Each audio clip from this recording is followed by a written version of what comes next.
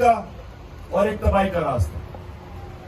तो अल्लाह ने सारे अपने पैगंबर दुनिया में भेजे थे आपको उस रास्ते पर लगाने के लिए जो आपकी अजमत का रास्ता है, जिसमें एक छोटा सा इंसान बड़ा इंसान बन जाता है, जिसमें जिसका मालूम मौलाना रूमी कहता है कि जब मैं तुम्हें पढ़ती है तो क्यों चूटियों की तरह रींग रहे हो।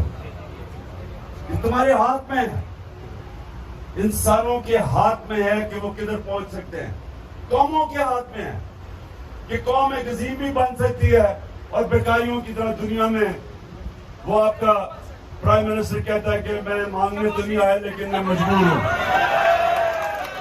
तो अपने आप को भी जलील करता है, कौम को भी जलील करवाता है।